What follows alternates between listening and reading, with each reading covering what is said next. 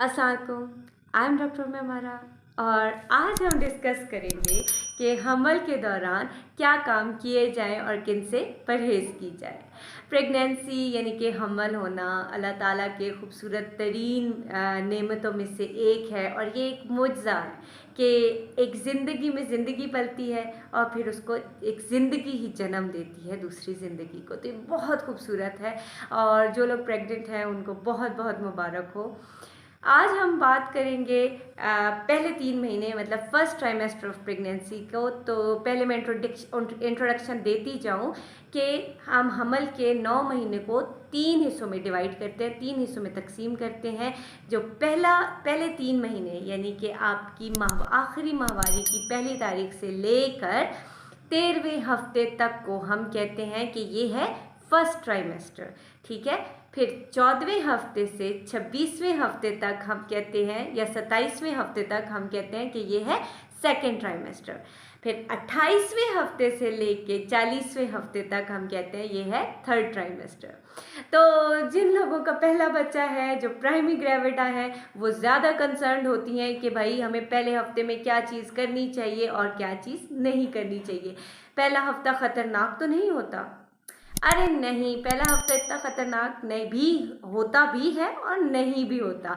नहीं इसलिए क्योंकि ये कुदरती अमल है जो होना है अल्हम्दुलिल्लाह, और अल्लाह जैसे रखे उसे कौन चखे। और रिस्की इसलिए है क्योंकि ये जो पहला 13 हफ्ते होते हैं इनमें बच्चे के बहुत मेजर आज़ा जो होते हैं वो बन रहे होते हैं और उनकी वजह से हम कहते हैं कि pregnancy is at risk in this time. ठीक है, तो आ जाते हैं कि इनमें हमें क्या करना चाहिए। इसमें बेसिकली हमें अपने लाइफस्टाइल को बहुत अच्छे तरीके से रखना चाहिए, ठीक है, ताकि अबॉर्शन के चांसेस कम से कम हो जाए। तो सबसे पहले तो हमें अपने डॉक्टर के पास जाना चाहिए कि हमें कंफर्म हो कि हम प्रेग्नेंट हैं या नहीं हैं। डॉक्टर हमारा अल्ट्रासाउंड करते हैं और हमारे ब्लड टेस्ट करवाते हैं जो कि बहुत ज़रूरी होते हैं। दूसरी बात यह है कि हमें फोलिक एसिड का इस्तेमाल स्टार्ट कर देना चाहिए। फोलिक एसिड की गोलियां मिलती हैं जो कि 5 mg पर डे दी जाती हैं। ये गोलियां basically vitamin B complex group में से होती हैं जो कि आपके बच्चे में कोई डिफेक्ट ना हो, कोई मसला ना हो, उसको रोकती हैं। ठीक है, आपके बच्चे की केयर के लिए होती हैं, आपके बच्चे की हिफाजत के लिए होती हैं। फिर जी ये होता है कि इस दौरान जब आपका फर्स्ट ट्राइमेस्टर चल रहा होता है तो स्मोकर्स के साथ बैठने से भी अवॉइड करें और स्मोकिंग से भी अवॉइड करें। ठीक है, कुछ लोग हुक्का पीना पसंद करते हैं, वैसे मोस्टली कम लोग होते हैं, बट स्मोकिंग से अवॉइड करें। आ जाते हैं जी, कैफ़ीन जो होती है ना उससे भी अवॉइड करना चाहिए। और कैफ़ीन कॉफ़ी में होती है, डार्क चॉकलेट्स में होती है और कोक्स में होती है। सो बेसिकली कम से कम इस्तेमाल इन चीज़ों का करें तो बेहतर है। ठीक है, और चाय में और ग्रीन टी में भी किसी हद तक कैफ़ीन मौजूद होती है। तो कोशिश करें कि दिन में सिर्फ 1 से 2 कप पिएँ, इससे ज़्यादा आप चाय या कॉफ़ी या ग्रीन टी को अवॉइड करें तो बेहतर होगा।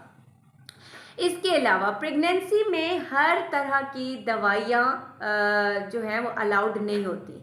सही है, प्रेगनेंसी में बहुत ख़ास किस्म की दवाइयाँ अलाउ होती हैं, इसीलिए खुद दवाइयाँ देने से अवॉइड करें, अपने आप को सेल्फ मेडिकेशन से बचाएं। ठीक है, इसके अलावा जिन लोगों के पास बिल्लियां हैं और उनको बिल्लियों का शौक़ है तो वो कोशिश करें कि बिल्लियों की सफाई करते वक्त वो हाथों पे ग्लव्स पहने या बिल्लियों को अवॉइड करें तो बेहतर हो जाएगा। उसके अलावा अगर जब आप खाना बना रहे हैं तो गोश्त को सही से पकाएं ताकि किसी किस्म का भी जरासीम जो है वो हमारे बच्चे को जाके इफ़ेक्ट ना करे। उसके अलावा कहा जाता है कि पाइनएप्पल और पपाया को भी प्रेगनेंसी में अवॉइड करना चाहिए। अच्छा, फर्स्ट ट्राइमेस्टर में उल्टी आना, चक्कर आना और मतलाहट फील होना और दिल में मतलब सीने में जलन जिसको हम कहते हैं हार्ट बर्न होना, एसिडिटी होना बहुत नॉर्मल होती है।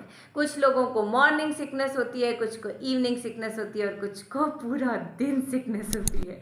ठीक है, और कुछ लोगों को बिल्कुल भी नहीं होता है। वो लोग बहुत खुशनसीब होते हैं जिनको बिल्कुल भी नहीं होता। अच्छा, कुछ लोगों को जो होता है ना, उल्टियाँ बहुत ज़्यादा आ रही होती हैं, ठीक है, उनको उल्टियों की जो उनकी मिकदार होती है वो काफ़ी ज़्यादा होती है, उसको कहते हैं हाइपरेमेसिस ग्रेविडेरम।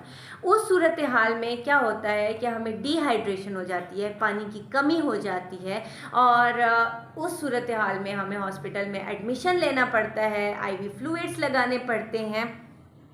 तो इस कंडीशन में औरत को ये समझना है कि इट्स ओके, प्रेगनेंसी में वॉमिटिंग नोजिया हो रहा है और उसको खाना है, बेशक से छोटे छोटे ब्रेक्स लेकर, लेकिन वो खाना खाए, ठीक है, वो बिल्कुल ही भूखी ना रहे।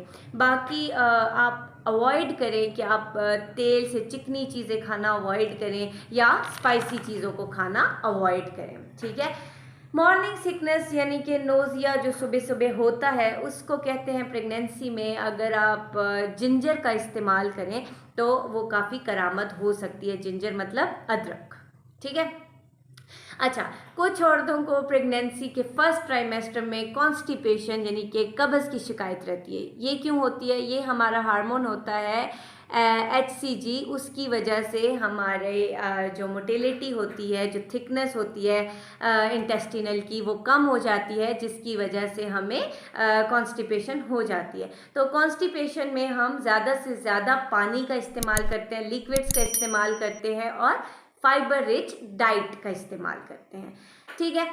प्रेगनेंसी में ब्रेस्ट की टेंडरनेस या ब्रेस्ट में सख्ती आ जाना, थोड़ी सी सख्त हो जाना, आपकी ब्रेस्ट नॉर्मल है, ये हार्मोन्स की इंक्रीज होने की वजह से होता है, तो ये बिल्कुल नॉर्मल होता है, इसमें परेशान होने की ज़रूरत नहीं है। और फर्स्ट ट्राइमेस्टर में फ्रीक्वेंट यूरिनेशन भी हार्मोन के ज़्यादा होने की वजह से होता है, ज़्यादा पेशाब आना, तो इससे भी परेशान होने की ज़रूरत नहीं है, क्योंकि ये सारी अलामात सिर्फ पहले ट्राइमेस्टर में रहनी है और इंशाल्लाह सेकंड ट्राइमेस्टर में आपको इनसे निजात मिल जाएगी। सिर्फ 3 महीनों की मार है ये सारी चीज़ें। अच्छा, पहले ट्राइमेस्टर में काफ़ी लड़कियां वेट लूज़ करती हैं, तो दैट इज़ टोटली नॉर्मल, बिल्कुल नॉर्मल है कि अगर आप पहले ट्राइमेस्टर में पहले 3 महीनों में अपना वज़न कम कर लो, ठीक है, या आपका वज़न कम हो जाए। फर्स्ट ट्राइमेस्टर में अक्सर औरतें थकावट महसूस करती हैं, नींद महसूस करती हैं और बहुत ज़्यादा अपना जिस्म भारी भारी महसूस करती हैं। तो उस कंडीशन में ज़रूरी है कि आप रेस्ट करें, जितना हो सके थोड़ा बहुत रेस्ट कर लिया करें, लेकिन अपने आप को एक्टिव भी रखना है। बिल्कुल ये नहीं कि हर वक्त बेड पे पड़े रहें, अपने आप को एक्टिव रखें प्रेगनेंसी में, क्योंकि ये एक नॉर्मल प्रोसीजर है जो हर औरत को होता है, ठीक है, आप अकेली नहीं हैं। खुद को एक्टिव रखें ताकि आप हेल्दी रहें, ठीक है। उसके बाद वॉक जो है वो बहुत सेफ़ होती है प्रेगनेंसी में, आप वॉक किया करें। अगर आपको शिकायत हो कि मुझे कमर में छोटी कमर में दर्द है या मुझे जो है पेट जो है, आपका पेट का जो निचला हिस्सा कहते हैं, उसमें अगर आपको दर्द हो रही है तो भी परेशान होने की ज़रूरत नहीं है, वो बिल्कुल नॉर्मल है, क्योंकि यूट्रस जो है वो बढ़ रही होती है जब बच्चा इम्प्लांट होता है, जब बच्चा पड़ता है तो यूट्रस का साइज़ थोड़ा थोड़ा बड़ा हो रहा होता है, जिसकी वजह से आपको जो होता है लोअर एब्डोमेन में और पीछे कमर में दर्द होती है। सो ये बिल्कुल नॉर्मल है, परेशान होने की ज़रूरत बिल्कुल भी नहीं है। कुछ औरतों के फेस पे, चेहरे पे, स्किन पे बहुत ज़्यादा इफेक्ट होते हैं। देखिए, प्रेगनेंसी ऐसी चीज़ है कि जिसमें हमारे जिस्म का कोई भी अज़ा जो है ना वो बचता नहीं है, सब पे इफेक्ट होता है। तो स्किन पे भी काफ़ी इफेक्ट होता है, और स्किन पे इफेक्ट होता है कि एक्नी हो जाती है, हाइपर पिगमेंटेशंस हो जाती हैं, मतलब डार्क हो जाती है स्किन, दाने पड़ जाते हैं। तो इस सूरत हाल में कोई भी दवाई इस्तेमाल करने की ज़रूरत नहीं है। It will go, okay, it will go with time, so just relax. Hopefully इस वीडियो ने आपको हेल्प किया होगा। हम अगली वीडियो बनाएंगे जिसमें हम सेकंड ट्राइमेस्टर और थर्ड ट्राइमेस्टर को डिस्कस करेंगे। तब तक अपना ख्याल रखिएगा। अल्लाह हाफ़िज़।